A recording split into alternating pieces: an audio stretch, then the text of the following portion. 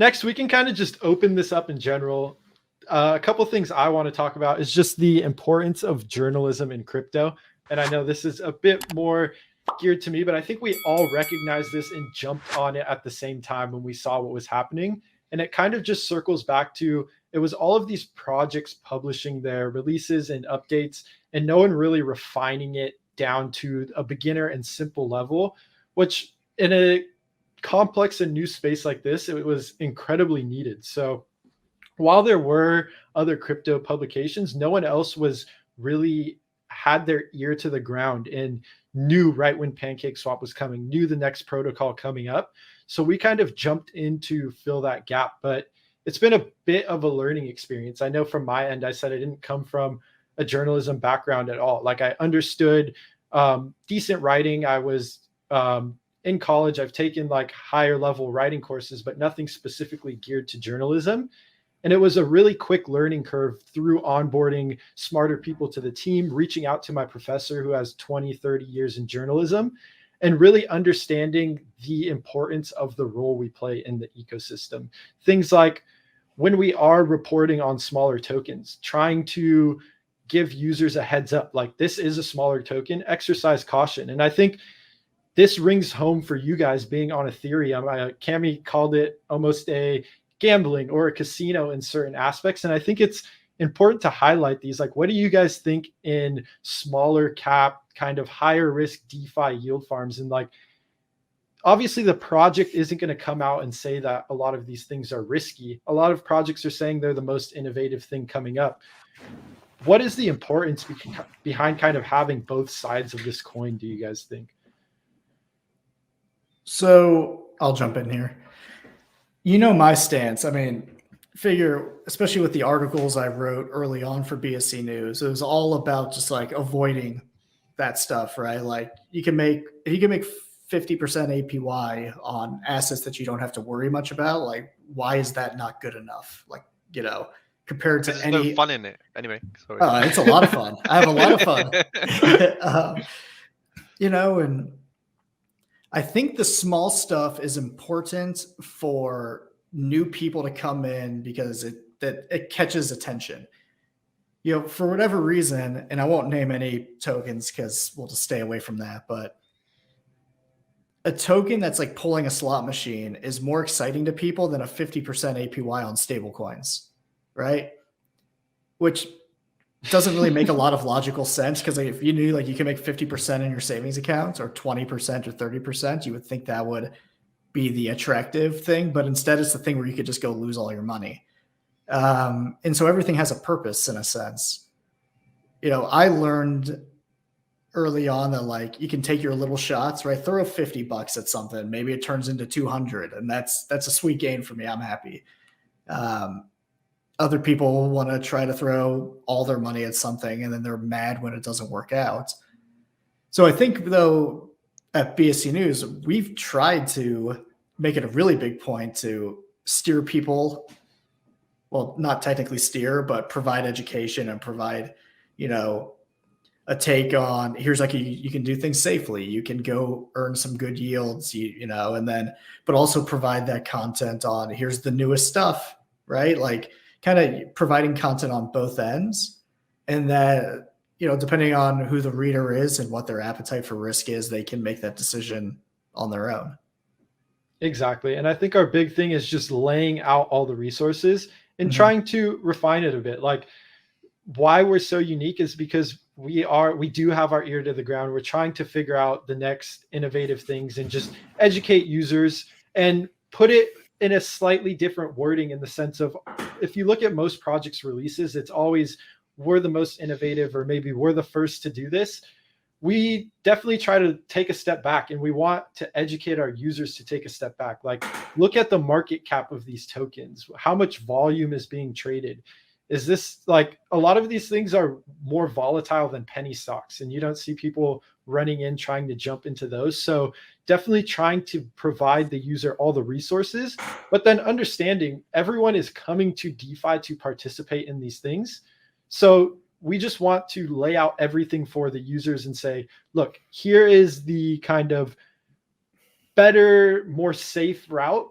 but there is all of this stuff going on, and this is where all the hype is generating. So there's no way we want to not keep our users in the loop there, but we want to stress that you shouldn't be risking more than you're willing to lose, especially because a lot of these tokens are quite literally, they go and have 80, 90% drawdowns, or they have extreme innovation. Like a lot of DeFi battleground is you either fail or you have massive success. So I think it's very important that at the end of the day, this is what users want to read, but we're just trying to give it from a secondary angle, an angle from what we've learned from being like same experience as Ben and Cami. I got in at the top of DeFi summer on Ethereum and saw a 90% drawdown on my portfolio.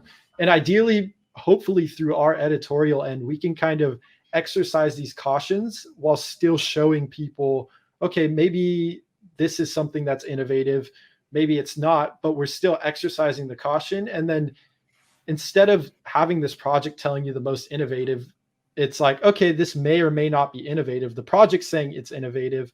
It's a very small token, so there's going to be volatility, kind of touching on those aspects. Well, to your point on all of this too, it's if we knew which projects were going to be the next best thing, I wouldn't be working, right? I'd be a billionaire somewhere on an island. So if I knew that Shiba, whatever, was going to go insane, or Doge was going to go insane, or literally anything, Safe Moon, any of these things.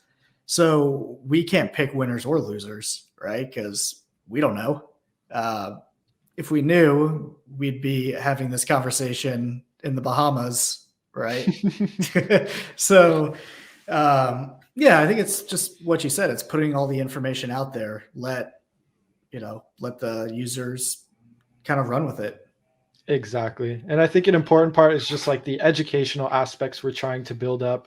And I want to take this to segue a little bit to, we've had an amazing year and kind of what we are going onward to do next. And we've realized that DeFi isn't going away. We're seeing crazy things like crypto.com getting naming rights to the Staples Center, Solana raising massive funds, Avalanche doing amazing. Like we're seeing TVL across DeFi skyrocket. So we've kind of taken this posture with the success we've had at BSC News, and we're looking to apply this to all of DeFi because it really is a massive space. And I think on BSC, there's around 15 to 20 billion of total value locked.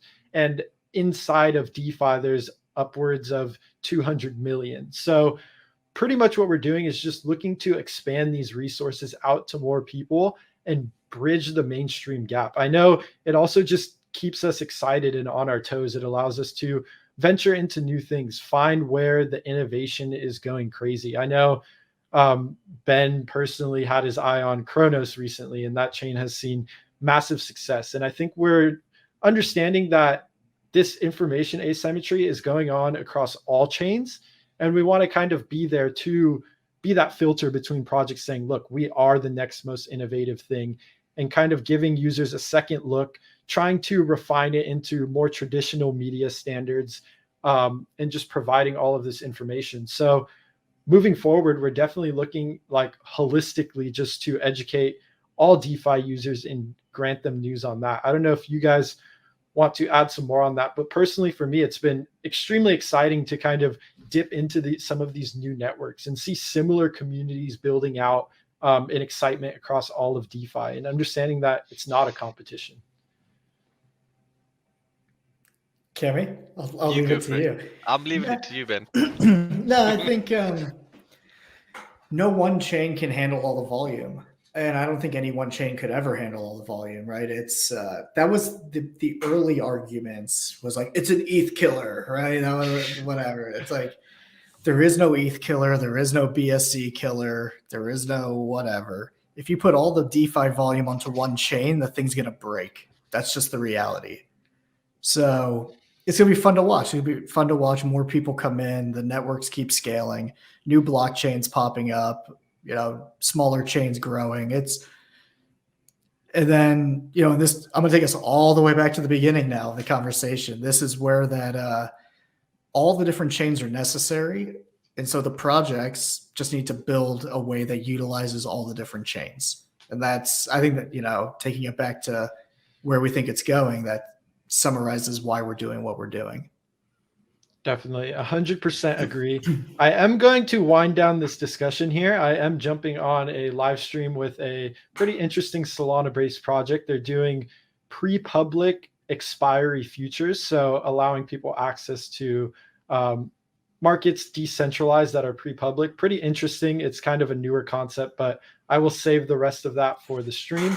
But just to wrap things up, I want to thank our incredible team of about 25 members who share the same exact passion as us and are really the driving force behind us. If you think about it, we are less than a third, a fourth, a fifth of the team.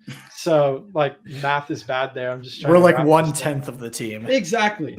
There's the right math. And without the team, we would not be able to do any of this. And they're really the driving force. So I just want to thank everybody for allowing us to come up here on behalf of our entire team. And it's just incredible what we've built together. I don't know if any of you guys want to add anything else before I shill our YouTube. One, it's wild. And two, we love you. And I had 3, what Cammy said. There you go. Awesome. So just to wrap this up, guys, please go ahead and like the video. We will definitely jump on stream more. It seems like you guys enjoyed, whether you're watching here on Twitter, Discord, or YouTube. So thank you guys for coming out. If you're here on YouTube, I would definitely subscribe to the DeFi Direct channel. Turn on those notifications because content is really just starting to ramp up there. We're doing tons of summits, tons of interviews. Ben and I are going to jump back on and start doing weekly market recaps. So there's tons of stuff going on there. And this is sort of a great outlet for multi-chain news. If you're someone who's here for BSC, definitely continue to follow those outlets.